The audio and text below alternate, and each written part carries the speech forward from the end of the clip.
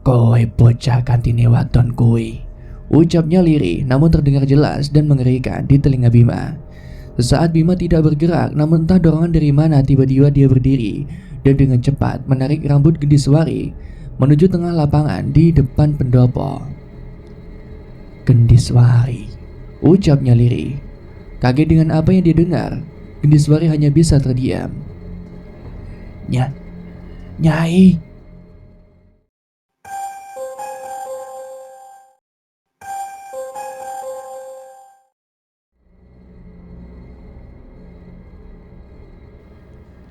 Assalamualaikum warahmatullahi wabarakatuh. Jumpa lagi dan selamat datang kembali di channel Netra Kala. Kali ini saya akan membagikan sebuah cerita. Cerita kali ini berjudul Cerita Tentang Mereka.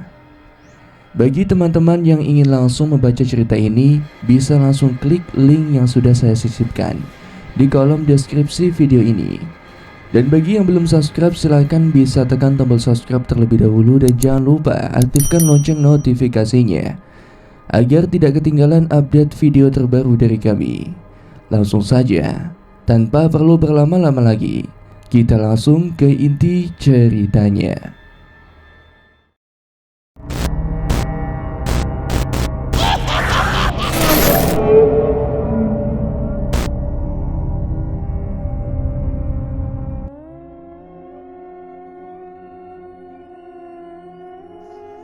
Bim, sekali lagi rasakan dengan sungguh-sungguh. Mintalah untuk ditunjukkan kemana kita harus pergi, ucap Pak Arif. Terdiam. Kali ini Bima menutup matanya. Dia melakukan instruksi yang diminta oleh Pak Arif. Tangannya dengan kuat menggenggam batang sisir kayu itu. Bocah ini istimewa, ucap lirih Pak Arif. Bedo karo kowe ya, timpal Kromo Sengkono yang mendengar ucapannya. Menyeringai, Arif kembali fokus melihat Bima. Pendar keunguan mulai terlihat di atas kepalanya. Ayo, ajak Pak Arif. Segera Kromo Sengkono memegangi pundak Bima. Sekali lagi, Bima merasakan sensasi yang tidak mengenakan. Badannya terasa terhimpit sesuatu yang keras. Napasnya begitu sesak. Ini bukan Bim tempatnya, ucap Pak Arif saat mereka sudah mendarat di suatu tempat yang penuh dengan suara gamelan. Iya Pak, ini bangunan yang Bima lihat. Ada satu hal yang ingin Bima tanyakan dari tadi Pak, lanjut Bima saat melihat pintu masuk bangunan dengan bentuk kayu yang sudah lapuk, tanaman rambat memenuhi dinding-dindingnya juga. Terkait apa Bim? Ujar Pak Arif penasaran. Kenapa Mbak Kromo Sengkono tidak bisa langsung menuju ke sini? Bukannya dia juga penghuni tempat ini? Tanya Bima. Mergo aturan kabeh kuwi ana batesane. Ora kabeh iso diterabas saenake udelmu, ucap Kromo Sengkono sebelum Pak Arif membuka mulut. Dan sekarang Mbah melanggar batasan itu, lanjut Bima. Tugasku kuwi jaga awakmu. Batasanku tak langgar. Tapi aku ora iso nglanggar janji sing wis diucapke karo simbahmu, ujarnya dengan suara geraman. Mengangguk, Bima sedikit mengerti tentang aturan yang aneh ini. Lebih baik kita masuk, ayo, ajak Pak Arif. Keraguan kembali mengelayuti Bima. Takut apa yang akan terjadi kali ini. Dipimpin oleh Pak Arif mereka melangkah. Sejengkal lagi mereka sampai tepat di depan pintu kayu lapuk itu. Suara gamelan yang tadi terdengar menghilang. Tiba-tiba saja Bima ditarik mundur oleh penjaganya. Begitu pula dengan Pak Arif yang mundur beberapa langkah. Dia tahu keberadaan kita, ucapnya. Pintu itu tiba-tiba terbakar hebat. Bima masih belum bisa seperti mereka yang dapat merasakan sesuatu yang buruk. Menghela napas, dia merasa hanya menjadi beban. Kamu hanya belum tahu kemampuanmu Bim, ucap Pak Arif membaca apa yang Bima pikirkan. Bagaimana caranya untuk aku tahu kemampuan yang kita miliki Pak? Tanya Bima. Kowe orang ngajari putuku toh. Bakok. Emang bakok kowe Rif? Nekat kowe, bentak Kromo Sengkono pada Pak Arif. sedangkan Pak Arif tidak terpengaruh dan meminta Bima untuk mendekat ke arahnya. Coba ulurkan telapak tanganmu Bim, hadapkan ke atas. Sekarang bayangkan dirimu sedang memegangi sebuah senjata. Pak Arif memberikan instruksi. Bima kembali memejamkan matanya, membayangkan sebuah mata tombak yang pernah dia lihat di salah satu tempat yang tidak diingatnya. Kromo Sengkono menyeringai. Cempaka kuning, ujarnya. Pak Arif yang mendengar itu terkaget. Cempaka kuning merupakan sebuah senjata yang melegenda, di mana pernah digunakan untuk membunuh salah seorang raja pada zaman dahulu kala. Apa maksudmu? Ujar Pak Arif heran. Turunan buangan, wes tangi seka turune, ucap Kromo Sengkono tertawa gembira. Sedang Pak Arif yang mendengar itu langsung merasakan merinding di sekujur tubuhnya. Suara gemuruh terdengar dari berbagai sisi. Tawa yang muncul dari mulut Kromo Sengkono tiba-tiba lenyap. Bima merasakan napasnya tercekat, sedangkan Pak Arif terkesiap dan memasang kuda-kuda. Ada apa? Ucap Bima yang mencoba menormalkan napasnya. Mereka mengetahui keberadaan kita, penghuni alas lali jiwa, ujar Pak Arif. Benar saja, satu sosok bertubuh aneh, lehernya begitu panjang menyerupai ular. Kepalanya botak, matanya juling, kaki tangannya begitu pendek, tiba-tiba muncul dari balik pohon. Belum sempat mereka memperhatikan, muncul lagi sosok pocong tinggi besar dengan kain kafannya yang sudah terbuka sampai tangannya. Kulitnya begitu busuk, banyak koreng dan bisul yang ada di tubuhnya.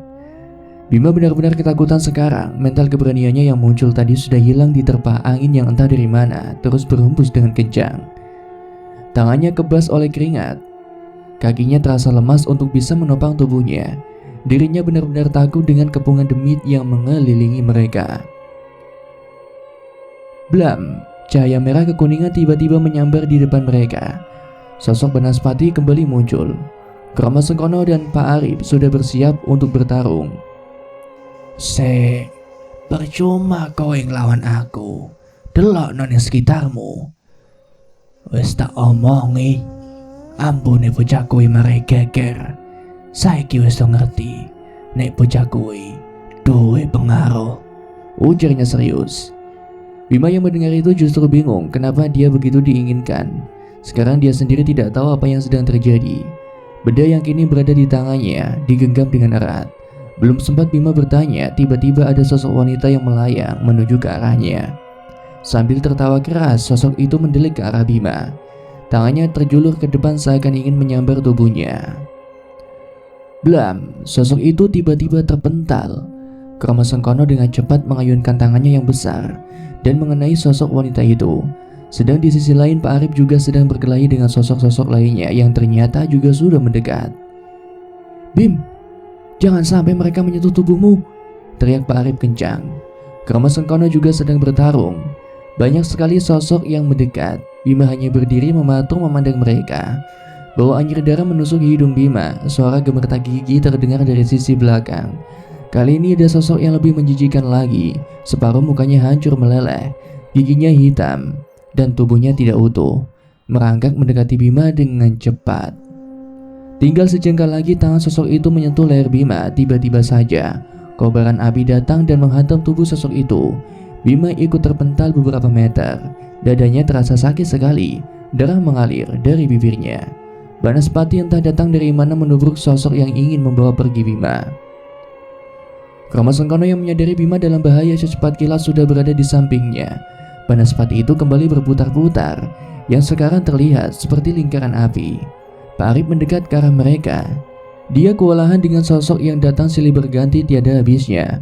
Dia terluka di beberapa bagian. Kamu tidak apa-apa Bim, ucapnya sambil mendekat ke arah Bima. Menggeleng Bima memberikan gestur kalau dia tidak apa-apa.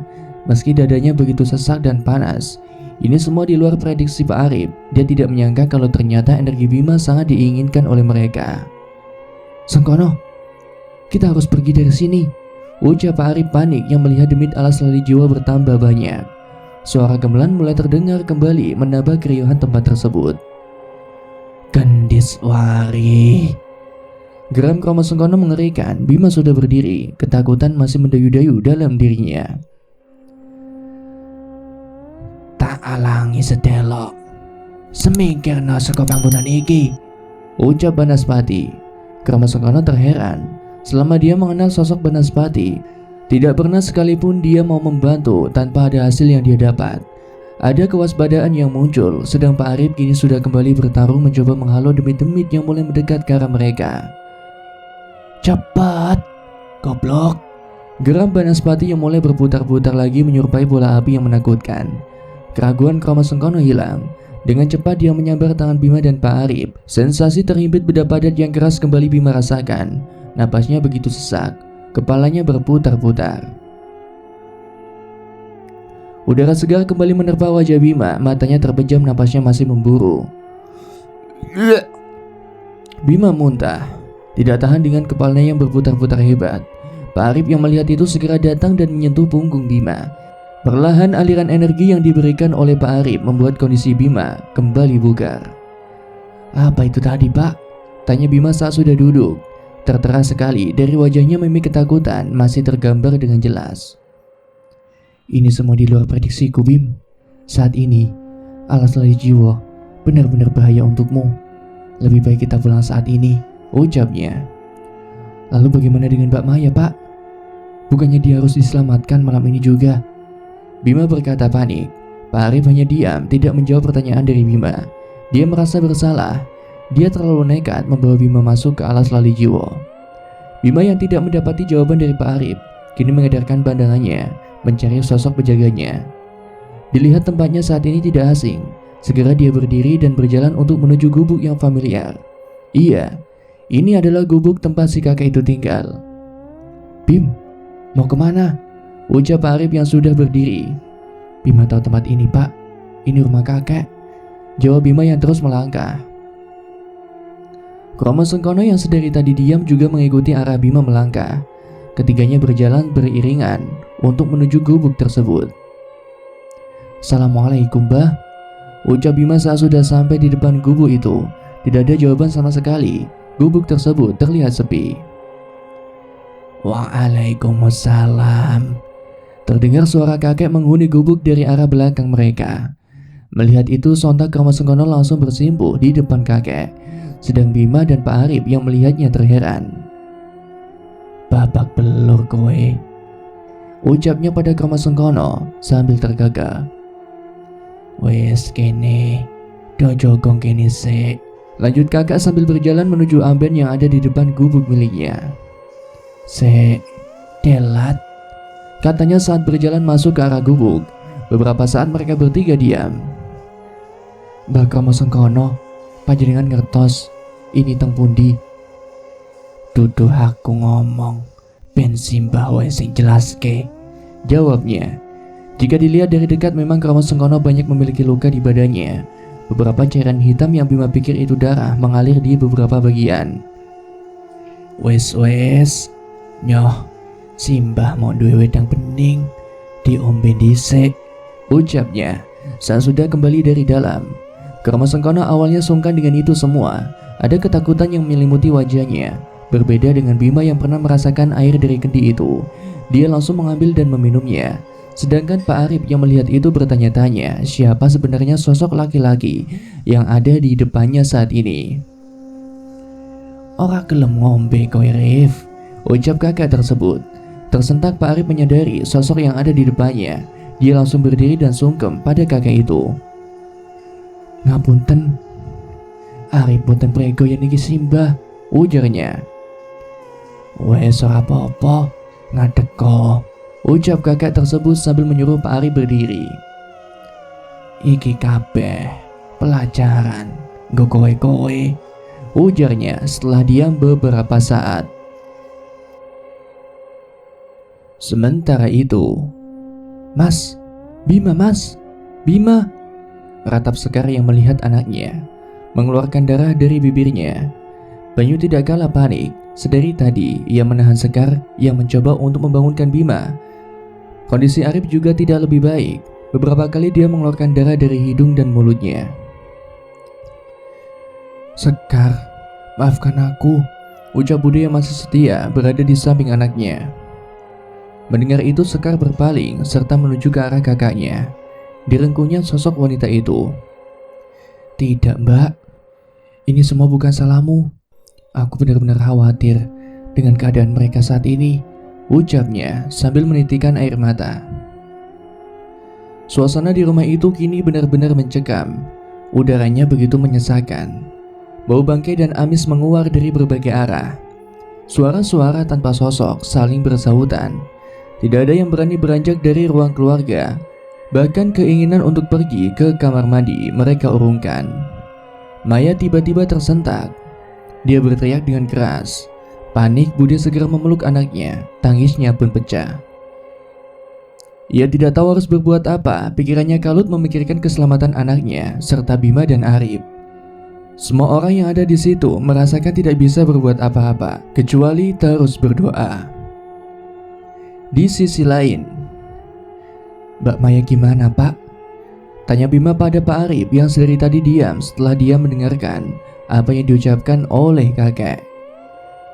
"Ojo semeleng ja bagus, mbakmu iku ora apa-apa. Ben mengko krama sengkono karo Arif sing rono," ucap si kakek. "Bima asal derek, Mbah. Bima sampun janji kali Mbak Maya," ucap Bima. Walau ketakutan tapi dia sadar tujuannya datang ke sini untuk menyelamatkan sepupunya dari Gendiswari. Dia tetap tidak bisa duduk di sini dan hanya menunggu. Bagaimanapun juga, Bima sedari dulu selalu memegang teguh dengan apa yang sudah diucapkan olehnya. Banyu selalu mengajarkan Bima untuk menjadi laki-laki yang bertanggung jawab. "Di sana terlalu berbahaya, Bim. Lebih baik kamu di sini menunggu. Aku udah tahu keberadaan Maya," ucap Pak Arif. Sedangkan kakek hanya tersenyum melihat Bima yang memegang teguh janjinya. "Kowe oleh melu, tapi siji, nek wani ya wani, ojo wedi-wedi." Mendengar itu, Bima terkesiap. Mengingat setiap kejadian yang tadi dilaluinya, mentalnya masih jauh dari kata berani. Bahkan dikala ada sosok yang datang menghampirinya, justru malah dia diam, tidak bisa melakukan apa-apa. "Piye? Arep tetep melu ta?" ucap kakek itu yang kini malah membelai kepala Bima dengan lembut. Bima bingung. Bagaimana nantinya jika dia malah menjadi beban bagi mereka? Tapi dia juga sudah berjanji untuk menyelamatkan Mbak Maya. "Bima siap, Bah. Janji tetap janji," ujar Bima mantap. Mendengar itu Krama Sengkono tertawa. Orang yang dilindunginya benar-benar bocah yang menarik. "Ayo, nek kue pilihanmu, saiki melu aku sedelot," kata si kakek sambil berdiri. "Nggih, Mbah," ucap Bima sambil mengikuti Simbah menuju halaman depan rumahnya. "Kowe ngerti apa sing mbok cekeli saiki?" ucap kakek sambil menunjuk mata tombak yang sedari tadi Bima genggam. "Senjata, Mbah," ucap Bima polos teringat dengan perkataan Pak Arif kalau dia bisa membuat senjata. Mendengar itu, si kakek justru malah tertawa. "Wes, kene nyile," pinta si kakek sambil mengulurkan tangannya. Bima yang bingung langsung memberikan benda itu. "Mundur," ucap si kakek menyuruh Bima untuk sedikit mundur. Sejenak kakek diam, lalu dengan kekuatan yang mengejutkan, dia menancapkan mata tombak itu ke dalam tanah. Tiba-tiba angin berhembus dengan kencangnya. Asap keluar dari arah mata tombak yang ditancapkan oleh kakek. Kali ini tergantikan dengan sosok wanita. Wanita yang begitu cantik dengan menggunakan baju Jawa yang berwarna kuning cerah. "Bima." "Jimbah," ucap Bima merepet.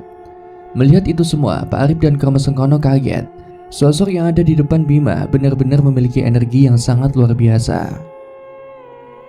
"Wes saiki jaganan putuku," ucapnya sambil beranjak pergi meninggalkan mereka berdua untuk menuju ke rumah Sengkono dan Pak Arif. "Aku Cempaka Kuning, ora usah wedi, ora usah sumeleng. Aku wis ngerti masalahmu. Sadurunge kowe ketemu karo Gendiswari, kowe kudu siap mental. Aja wedi karo barang ora enek dipangan." Ucapnya lembut dan kembali lagi menjadi sebuah tombak. Mengambil mata tombak itu, Bima segera kembali ke gubuk di mana mereka sedang duduk memperhatikan Bima. "Wes, Tanya si kakek tersenyum. Sampun bah, jawab Bima mantap. Wis kono, nek arep diteruske, ojo semeleng, madep mantep marang Gusti, ucapnya tegas. Mereka bertiga berdiri meminta restu pada sang kakek dan segera pergi berjalan ke arah halaman gubuk.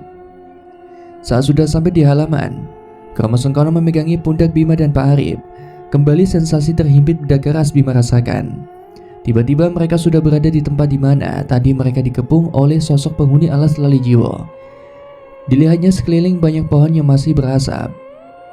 Panas pati ngamuk, ujar Kromo Sengkono singkat. Api yang berkobar di daun pintu juga sudah padam.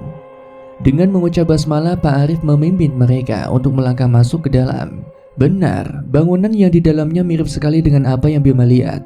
Sebuah pendopo yang besar dengan banyak gamelan di dalamnya. Tapi tempat itu begitu sepi. Tidak ada tanda-tanda keberadaan Mbak Maya dan Gediswari. Hanya ada satu kursi rotan kayu yang berada tepat di tengah pendopo. Di mana Mbak Maya, Pak? Ucap Bima mengedarkan pandangannya. Aku tidak tahu, Bim. Lebih baik kita berhati-hati, ucapnya yang juga sedang mengedarkan pandangannya. Kamu coba sekali lagi, Bim. Lihat di mana keberadaan Gediswari, pinta Pak Arif. Mengerti, segera Bima mengambil sisir kayu yang dia masukkan ke dalam kantung celananya. Dia kemudian berkonsentrasi penuh melihat di mana Gediswari. Menggunakan media sisir yang sedang dia pegang, tetapi tetap sama saja Bima hanya melihat bangunan pendopo yang ada di depannya. Bagaimana, Bim? Tanya Pak Arif setelah Bima membuka matanya. Tidak berubah, Pak. Bima hanya lihat bangunan pendopo yang mirip bangunan yang ada di depan kita saat ini, Pak, jawab Bima mantap. Mendengar itu, Pak Arif kini duduk bersila. Segera dia merapalkan sesuatu yang tidak bisa Bima dengar dengan jelas. Terdengar suara dentuman keras dari arah depan mereka. Kini sosok yang mereka cari sedang berdiri tepat di depan mereka bertiga. Gediswari, sosok yang selama ini meneror Bima dan keluarganya, berdiri dengan senyum yang mengerikan. Sosok Maya ada di belakangnya, duduk di atas kursi rotan kayu yang sudah tampak berumur. Ora kaget yen kowe kabeh iso tekan panggonanku. Kromo Sengkono dalange, ucap Gediswari yang kini berjalan mendekati Maya yang tampak tertidur. Bocah iki wis dadi duweku. Aku wis ngomong ket wingi, lanjutnya dengan suara yang menggelegar. Bima yang mendengar itu seketika menutup telinganya. Ora hakmu, cuma sukmani menungso, kata Pak Arif yang sudah bersiap-siap dengan kuda-kudanya.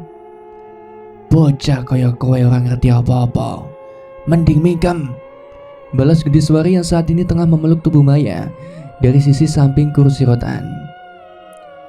Kakean cangkem, ujar Kromo Sengkono yang langsung bergerak, dan sekejap mata dia sudah ada di depan Gediswari. Dengan cepat dia menarik tubuhnya dan berpindah tempat lagi di depan pendopo. Tidak kalah cepat Gediswari bisa melepaskan diri, melecutkan selendang yang dibawanya ke arah Kromo Sengkono yang berhasil menghindar. Tujuan Kromo Sengkono adalah menjauhkan Gediswari dari Maya. Sudah terlalu lama Sukmaya dikuasai oleh Gediswari. Bima yang melihat itu sudah bersiap. Ketakutannya sudah hilang. Yang ada saat ini bagaimana caranya untuk membawa Mbak Maya pergi dari tempat ini. Suara gamelan kembali lagi terdengar. Gediswari mulai menari. Cih, nenek tua sepertimu tidak layak menjadi seorang penari, ucap Kromo Sengkono. Mendengar hinaan yang terlontar dari mulut lawannya, kini Gediswari duduk bersila. Suasana tiba-tiba senyap, udara dingin menerpa. Angin datang berhembus dengan cepat. Sosok penghuni alas lali jiwa kembali berdatangan. Kowe sing ngundang demit-demit iku, geram Kromo Sengkono saat melihat demit yang tadi mereka hadapi mulai berdatangan. Kowe lali, iki panggonan apa? Ujarnya menyeringai, memperlihatkan siungnya yang tajam. Suara gamelan terus berbunyi, tubuh Bima merinding dengan hebat, ditambah dengan suasana yang begitu mencekam. Mereka bertiga dikepung dengan sosok yang mengerikan. Sanggah pati, ucap Kromo Sengkono. Mendengar itu Gediswari tertawa terbahak-bahak. Wes sadar, ucapnya. Seketika Krama Sengkono kembali ke sisi Bima dan Pak Arif. "Sanggarpati?" tanya Bima. "Alon-alon di alas lali jiwa. Gendis suara yang mengundang sosok penghuni alas ini," ucap Pak Arif. Mendekat ke arah Bima sejenak, dia memejamkan matanya. "Jika memang ini akhir hidupku, bisa mungkin selamatkan Maya. Aku udah banyak berhutang budi dengan keluargamu," lanjut Pak Arif. Bergerak salah satu sosok meluncur ke arah mereka. Kesiap, Krama Sengkono melempar sosok itu ke arah Gendiswari yang kini tengah menari di tengah pendopo. Melihat itu, Pak Arif segera duduk bersila. Bima kembali siaga dan mengedarkan pandangannya. Mata tombak cempaka kuning dari tadi sudah dia genggam dengan erat. Jika ada sosok yang mendekat, dia berniat untuk langsung menusukkan mata tombak itu ke tubuh mereka. Semakin banyak sosok-sosok yang mendekat, Pak Arif kali ini sudah berdiri dan menghajar beberapa dari mereka. Teknik silat yang Bima lihat benar-benar membuatnya kagum. Dia lupa bahwa dia juga mempelajari silat di dunia manusia. Teringat dengan kata-kata Pak Arif, Bima hanya belum tahu kemampuannya. Meski belum memiliki tingkatan yang tinggi, setidaknya dia tahu dasar-dasar bela diri yang pernah dipelajarinya. "Aku akan membantumu," terdengar suara lembut wanita di telinga Bima. Krama Sengkono saat ini sedang menghadapi Gendiswari, namun suara dentuman demi dentuman terdengar dari arah mereka. Satu sosok dengan cepat bergerak untuk menuju Bima. Pak Arif yang sedang dikerubungi demit alas lali jiwa melihat Bima sedang dalam bahaya. Saat sedang berusaha mencapai Bima, dirinya tersentak. Bima dengan lincah dapat menghindari sosok itu dan menghujamkan mata tombak yang dipegangnya tepat di kepala demit itu. Tersenyum kembali, dia fokus menghadapi lawannya. Bima yang kaget karena badannya bergerak dengan sendirinya. Kali ini lebih banyak sosok yang mendekat. Beberapa sudah Bima lumpuhkan. Gemuruh suara kembali terdengar. Langit yang semula gelap tiba-tiba menyala, membentuk sebuah garis merah kekuningan. Demit-demit yang mengerubungi Bima terpental. Sosok Banaspati kembali datang. "Sugeng rawuh kalian cempaka kuning," ucap Banaspati sambil duduk bersimpuh di depan Bima. Sedang Bima yang melihat itu heran, tidak tahu kenapa sosok yang terkenal buas ini malah bersimpuh di depannya. Tapi tidak ada waktu lagi. Keselamatan Mbak Maya saat ini jauh lebih penting daripada sebuah penjelasan. "Cupu ocawe dok kai," terdengar suara wanita lembut. Mendengar itu, Banaspati segera berdiri dan pergi ke arah pendopo. Dalam sekejap tubuh Mbak Maya sudah dalam gedongannya. Melihat mangsanya diambil, Gendiswari murka. Dia menyebutkan selendangnya membabi buta. Krama Sengkono terlempar jauh dengan suara dentuman yang luar biasa keras. Sedang Pak Arif juga sudah mulai kewalahan dengan banyaknya sosok yang datang. "Rewangi bocah-bocah kai." Sekali lagi terdengar suara wanita lembut. Banaspati tanpa menunggu lama langsung menuju Pak Arif dan membawanya kembali ke sisi Bima. Kondisinya benar-benar buruk. Bima langsung berlutut di sebelah Pak Arif. "Pak Arif, Pak, bangun Pak," ucap Bima panik saat melihat laki-laki di depannya tersenggal-senggal. Kini sosok Gendiswari mendekat ke arah Bima. Tatapannya begitu tajam. Terlihat Krama Sengkono juga sudah kesusahan untuk berdiri, sedang Banaspati masih sibuk menghalau penghuni alas lali jiwa. "Kowe bocah kantine wadon kowe," ucapnya lirih namun terdengar jelas dan mengerikan di telinga Bima.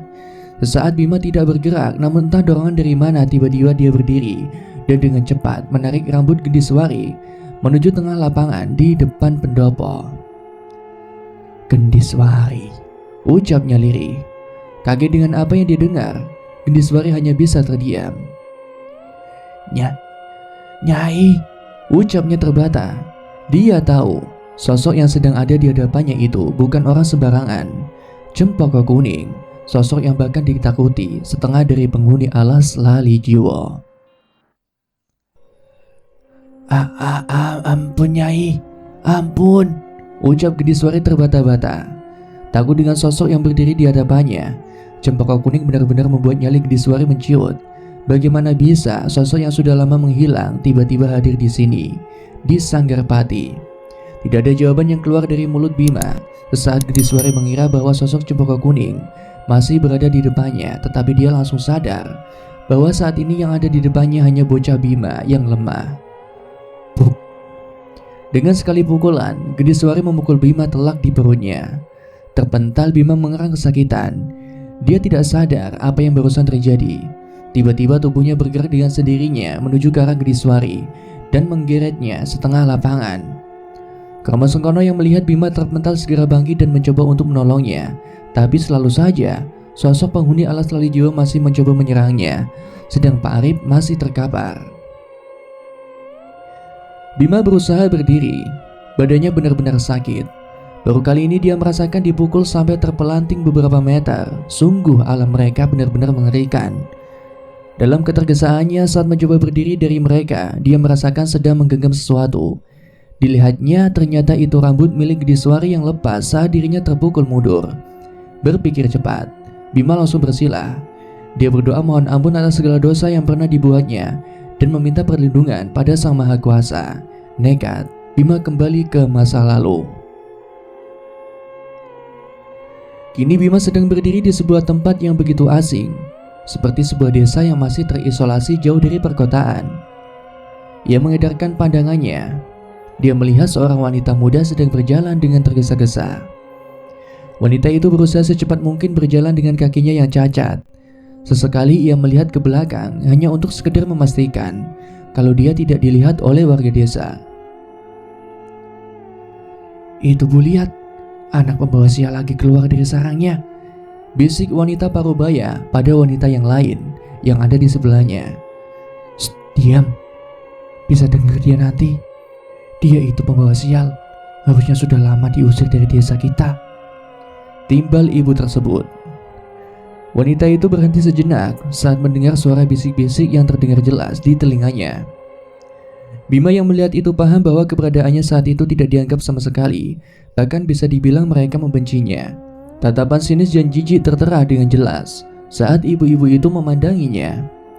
Perasaan aneh tiba-tiba mengalir dalam tubuh Bima, seolah tahu apa yang sedang dirasakan oleh wanita itu. Perasaan sakit hati dan dendam terhadap warga desa. Memejamkan mata dan mengatur napas, Bima sekali lagi mencoba untuk jauh merasakan lebih dalam lagi. Sudah menjadi makanan sehari-hari dengan ucapan dan hinaan yang muncul dari bibir orang-orang yang ada di sekitarnya, menampilkan senyum kecut dan kembali berjalan. "Andai aku memiliki tubuh yang sempurna, wajah yang cantik, pasti mereka tidak akan menuduhku macam-macam," ucapnya lirih. Namun tergambar jelas dari raut wajahnya, hatinya begitu perih dan ngilu. "Kenapa, Rom?" Terdengar suara wanita renta. Terkesiap, ia mendongakkan kepalanya.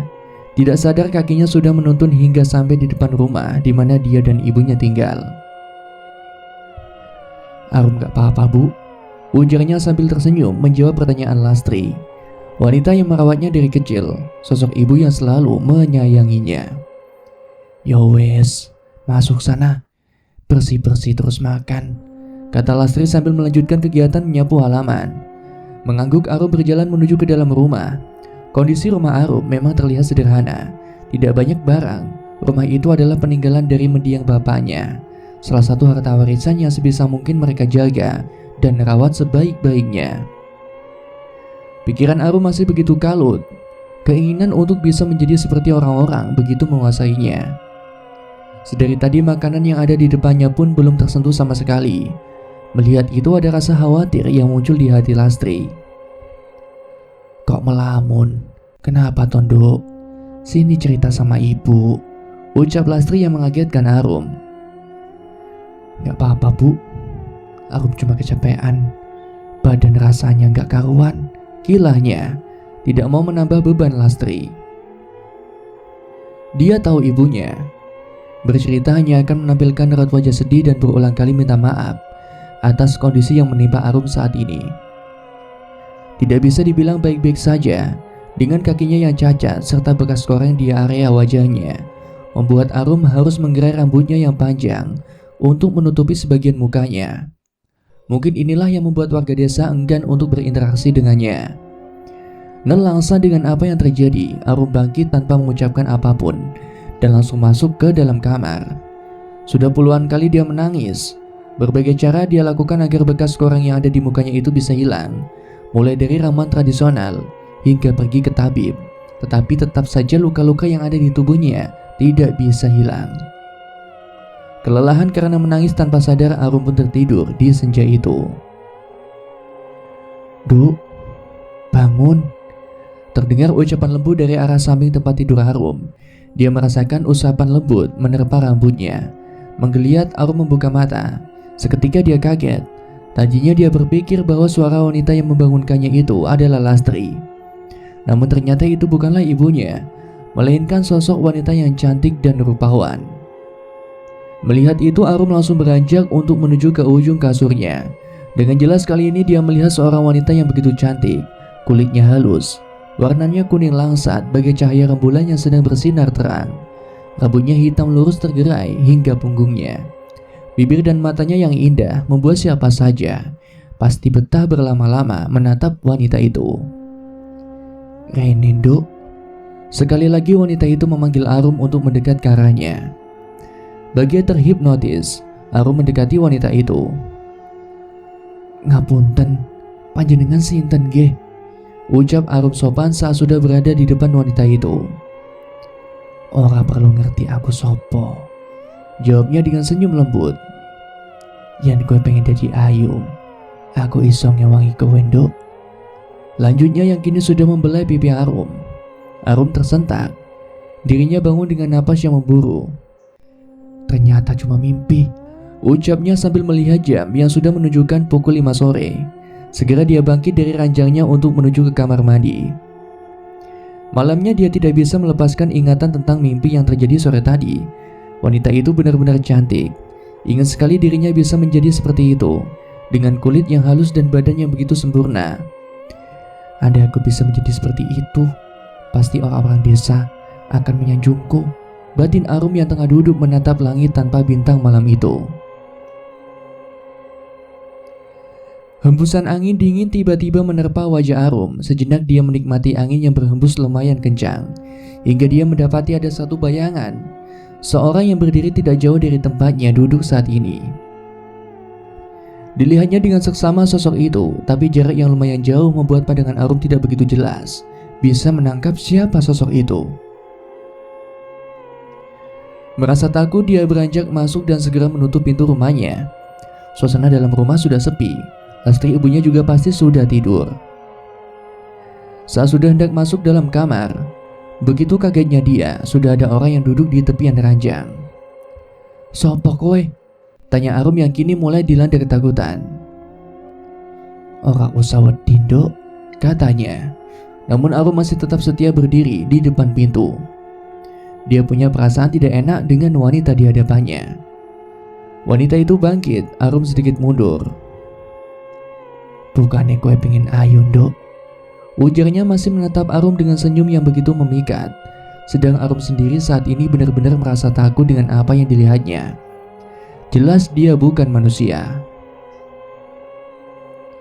"Yen kowe pengen ayu, tak tunggu malam Selasa kliwon ning sendang sisih desa kae," ucapnya dengan dibarengi sosok yang tiba-tiba lenyap dari pandangan Arum. Kaget, Arum berlari menuju kamar ibunya. "Tok tok tok." "Bu, ibu," ucap Arum panik dengan yang barusan dia lihat. Beberapa kali dia menoleh ke arah kamarnya, takut sosok itu kembali muncul. "Ngopo to, Rum?" ujar Lastri yang panik melihat raut wajah Arum. "Iku bu, ana demit ning kamarku," ujarnya sambil menuju ke arah kamarnya. Tidak percaya dengan ucapan anaknya, Lastri pun berjalan untuk menuju kamar Arum. Dilihatnya tidak ada siapapun di sana. "Ora napa-apa lho, Nduk. Kowe iki nglindur, Pok," ujar Lastri. Sedang Arum yang berdiri di belakangnya ibunya menengok ke dalam kamar, dan benar, tidak ada siapa-siapa. Wanita itu benar-benar sudah menghilang. Masih merasa takut, Arum minta pada ibunya untuk tidur bersamanya malam itu. Tak terasa pagi sudah menjelang. Suara kokok ayam jantan mengawali subuh yang masih berselimut kabut. Arum yang sedari tadi malam tidak bisa tidur dengan pulas, masih memikirkan kata-kata wanita yang berdatangan ke kamarnya itu. Siapa wanita itu? Batinnya. Namun semakin dia memikirkan, justru kepalanya semakin bingung. Apa benar kejadian semalam itu nyata? Beranjak ke dapur, Arum mencoba mengusir pikirannya tentang sosok wanita yang terus hadir di kepalanya. Sinar matahari memang belum terlihat, tapi beginilah kebiasaan Arum sehari-hari. Semenjak setengah jam yang lalu dia sudah berkutat di tungku kayu. "Lunduk, tangi jam piro kowe iki? Kok wis regep men? Ya wene wis ning ngarep luwang," ujar Lastri yang sudah berdiri di belakang Arum. "Sampun ket wau, Bu. Lah ibu sarene pules banget," jawab Arum yang masih mengipasi api-api agar tetap menyala. "Ya wis kono mbah, ben ibu sik masak," pinta Lastri. Tanpa menunggu diperintah 2 kali, Arum beranjak menuju kamar mandinya mengambil pakaian kotor dan segera menuju sungai yang tidak jauh dari rumahnya. Berjalan dalam keadaan keremangan subuh, beberapa kali Arum menoleh ke belakang. Dirinya merasa sedang diawasi oleh sesuatu. Mempercepat langkah agar segera tiba di sungai, dia berharap setidaknya ada orang di sana. Walaupun Arum tidak berani mendekati warga desa, tetapi setidaknya ada orang yang bisa dimintai tolong jika terjadi sesuatu. Benar saja, saat sudah hampir sampai di tepian sungai, Arum melihat ada ibu-ibu yang sedang mencuci baju. Merasa tenang, dirinya berjalan menuruni jalanan yang menurun menuju ke arah sungai. Bruk. Arum tiba-tiba kehilangan keseimbangannya karena kakinya terpeleset tanah yang licin. Tubuhnya terjatuh terguling hingga dekat dengan sungai. Isi keranjang berhamburan kemana-mana. "Aduh." Arangnya mencoba berdiri, kakinya begitu sakit, pinggangnya ngilu. "Syukurin, bocah pembawa sial. Harusnya udah dari dulu dibakar hidup-hidup," ucap keji salah seorang wanita yang sedang mencuci di sana. Mendengar hal itu, air mata Arum turun tanpa disadarinya. Badannya sakit tapi hatinya jauh lebih sakit. Arum teringat, tiap kali dia bermain dengan teman-temannya sebayanya, selalu orang tua dari temannya itu melarang untuk dekat-dekat dengan Arum. "Anak pembawa sial," katanya. Tiap kali ada kejadian yang menimpa desa di mana Arum tinggal, selalu dia yang menjadi sasaran warga. Warga mengira bahwa orang tua Arum, terutama bapaknya, telah bersekutu dengan iblis. Karena itulah lahir Arum dengan bentuk dan rupa yang sangat mengerikan. Tertatih kembali, Arum berjalan sedikit menjauhi dari ibu-ibu tadi. Dia tidak mau langsung kembali ke rumah. Dengan kondisinya saat ini, pasti hanya akan menambah kekhawatiran Lastri. Masih dengan air mata yang bergulir, Arum merasakan sakit yang luar biasa di hatinya, dendam yang teramat dalam. "Malam Selasa Kliwon Yondo."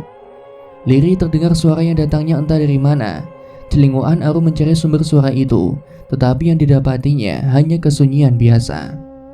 Karena merinding, segera buru-buru Arum menuntaskan pekerjaannya. Dirasa semua sudah selesai, Arum beristirahat sejenak. Kakinya terlihat memar. Kembali dia teringat dengan ucapan ibu-ibu tadi. Sekali lagi, rasa perih dan dendam muncul di hati Arum. Bangkit berdiri walau rasanya kakinya begitu ngilu, dia melangkah perlahan kembali ke rumah. Adegan berganti, kali ini Bima sedang berdiri di sebuah kerumunan. Banyak orang-orang berkumpul di depan rumah Arum. "Wanita pembawa sial, harusnya sudah dari dulu diusir dari tempat ini," teriak seorang laki-laki parubaya. "Ampun Pak, jangan," ratap Lastri yang kini duduk bersimpuh di sebelah Arum. Badan Arum yang kini terlihat berantakan, hampir seluruh tubuhnya ditelanjangi di muka umum. "Sudah cacat, burik, jelek, masih menggoda suami orang," bentak wanita yang Bima ingat, salah satu wanita yang pernah mengatai Arum. "Ampun, saya tidak tahu apa-apa Bu. Suami ibu yang mendatangi saya dan mencoba melecehkan saya," ratap Arum. "Mana ada laki-laki yang mau sama kamu?" Sekali lagi ucapan keji muncul dari beberapa warga yang ada di sana. Kali ini Bima mengedarkan pandangannya. Benar saja, dia melihat ada satu laki-laki yang di sebelahnya ada sosok wanita buruk rupa, mirip sekali dengan sosok yang ada di dekat Mbak Maya waktu studi tidur kemarin. "Sirep," ucap Bima. Baginya sungguh aneh, memang benar.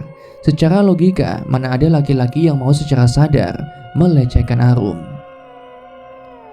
Bukan merendahkan, tapi memang kondisi Arum seperti itu. Jelas pasti tidak ada laki-laki yang mau berinteraksi dengannya, apalagi melecehkannya. Kembali Bima melihat ke arah Arum. Adegan sekali lagi berubah. Kini Bima sedang berdiri tepat di kamar Arum. Dilihatnya dia sedang buru-buru. Sepelan mungkin Arum membuka pintu kamarnya, seolah tidak mau didengar oleh ibunya. Merasa kondisi aman, dia berjalan untuk melangkah keluar rumah. Malam masih larut. Bulan bersinar dengan terangnya di atas. Arum sudah muak dengan semua yang terjadi dengan hidupnya.